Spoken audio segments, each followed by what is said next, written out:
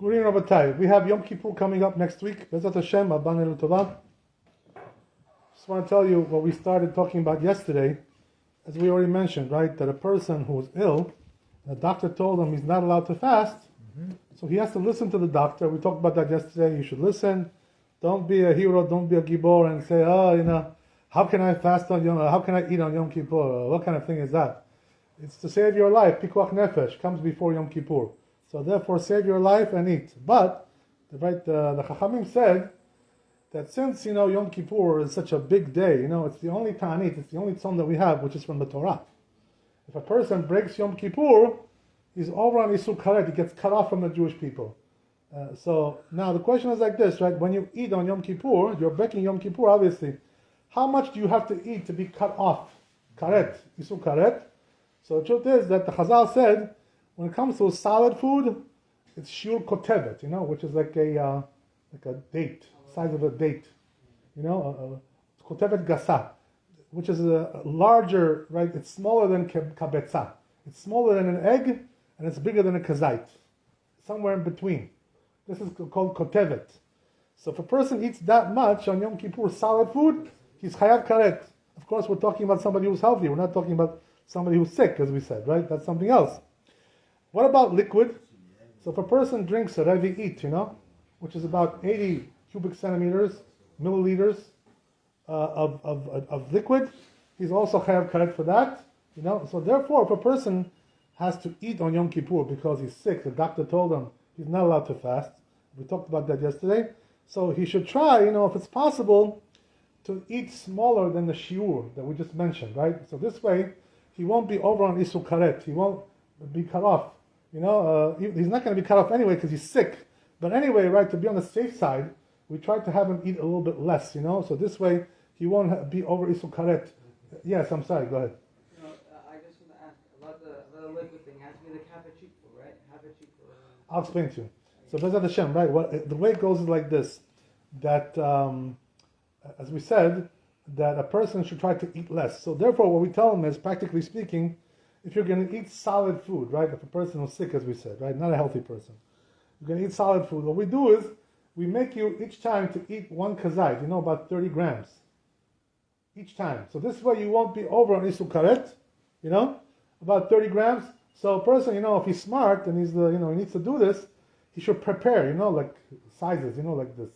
So this way, he won't have to do it on Yom Kippur. He won't have a hard time. He should prepare in advance if it's possible. Whatever he can do. 30 grams you can eat each time. So then you got to wait 10 minutes, and then after 10 minutes you can have another 30 grams like this, Keep going like this every time 30 grams. This way he won't be over on Isur Karet.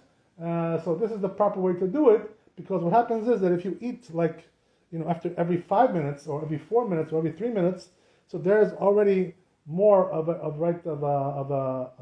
svara, of a logic to say that these things combine together. It's like you eat them together. So therefore we tell you to wait 10 minutes. This way, right, for sure, those two eatings don't combine one with the other. It's two separate eatings altogether. Every time you eat a kazait, it's two separate things. So we tell you to wait 10 minutes. What about drinks, right? So the rule with drinks is a little bit different. And the reason is because drinks have a different rule, right? As it brought down the Shulchan Aruch, that if a person, right, in order that the drink should combine, when he drinks like sips, sips one after the other, it has to be that he drinks them like together, like in retzef, like right away, one after the other. So you don't really need 10 minutes over there, to separate them. How much should you separate them? 10 seconds is enough. That's what it says in Chazon Ovadia, Maran Ovadia Basham. He writes 10 seconds. So therefore, what you do is, right, revi'it, how many ounces is the revi'it? About 3 ounces. So therefore, what he should do is, every time he drinks, right, he should drink about 30 cc's, about half of that. A lot less than revi'it. So this way, right, what he does is he drinks, stops for 10 seconds, and then he can go like this. Every 10 seconds, drink a little bit more, right? Every time less than revi'it, so it should be like about 30 cc's, milliliters, whatever you want to call it, right? So this way, he won't be over on Isur Karet. So this is the way to do it in order that you should avoid Isur Karet. But if the doctor says, wait a second, sir, this is not enough, You have to drink more. This guy has to drink more. He's sick. He needs to drink more faster. He needs to eat more. So then, right, what we say is, okay, if he needs to do more, the doctor said so. So therefore, we allow him to eat and drink whatever the doctor says.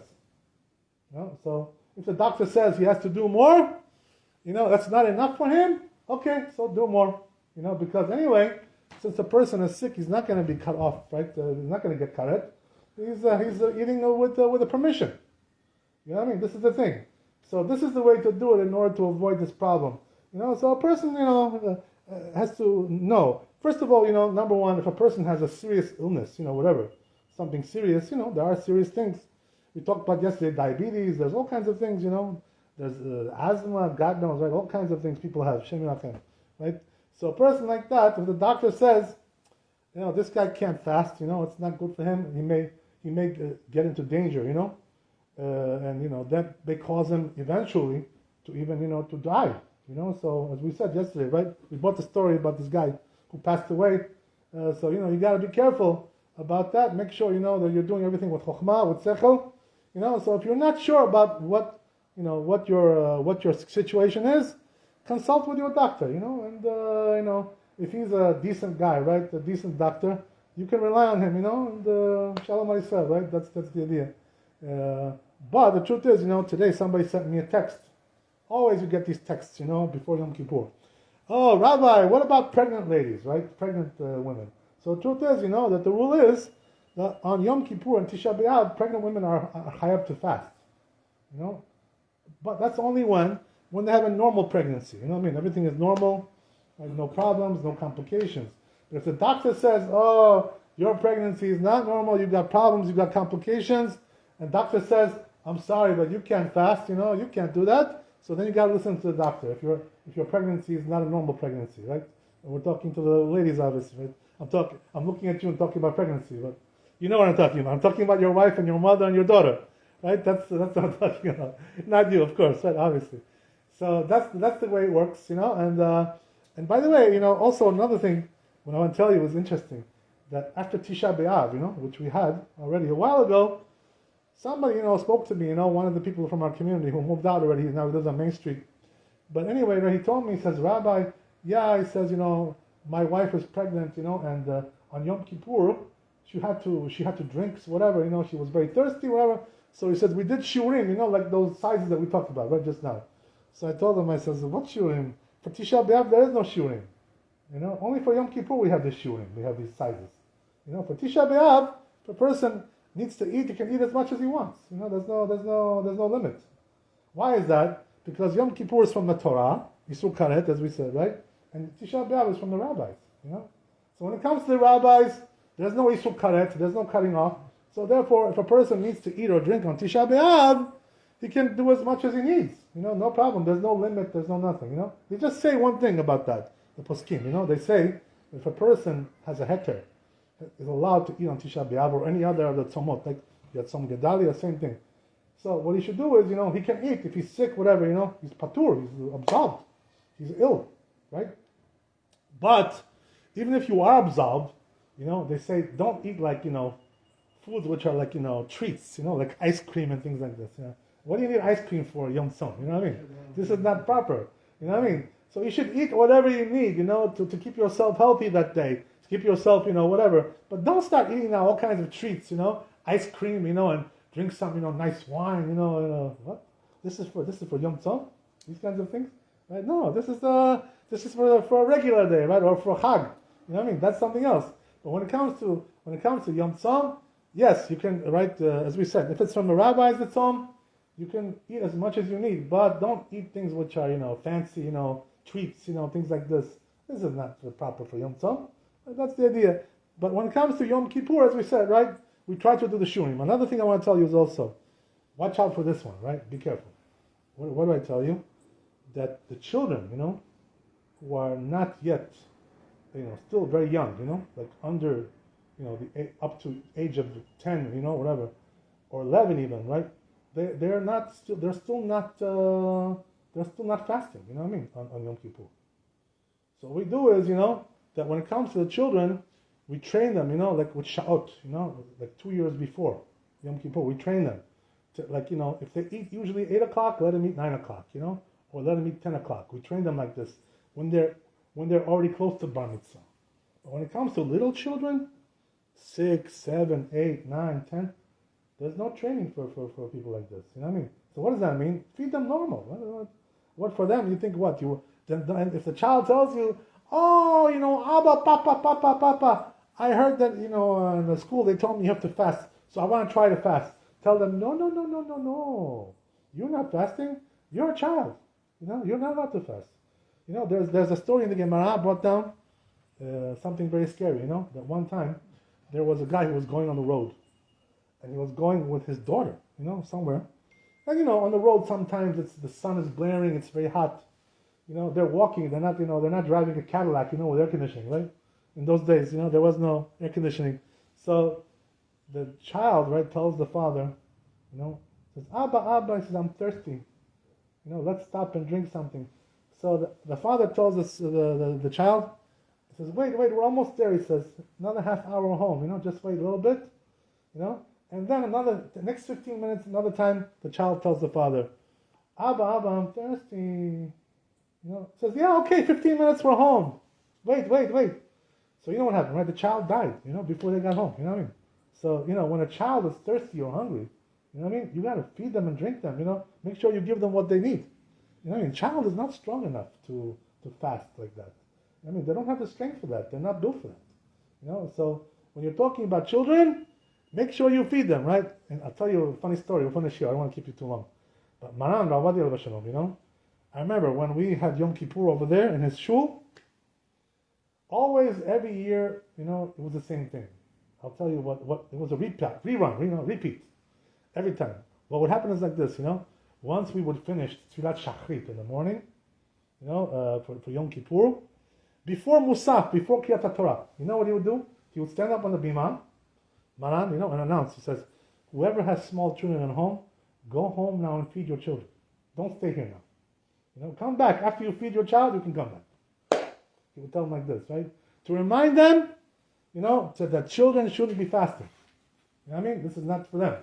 Doesn't matter whether it's Yom Kippur, doesn't matter whether it's Tisha B'Av, right? As we said, right, the training, we only do for Yom Kippur 2 years before, but we don't do training when it comes to the other fasts, for Tisha B'Av and the other fasts.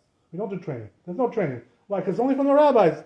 So the training is only for Yom Kippur, a couple of years, a little bit more, 1 hour, 2 hours we give them, to eat a little bit later, And another thing interesting, by the way, is that it says in the Shulchan Aruch like this, that a person who, a child who's already 12 years old, a son, right, a boy, and a girl who's 11, they're already obligated to fast from the rabbis. The rabbis obligated them to fast. Even though from the Torah, they're still absolved, they're not obligated, but the rabbi said 1 year before, right, 1 year before, they should fast.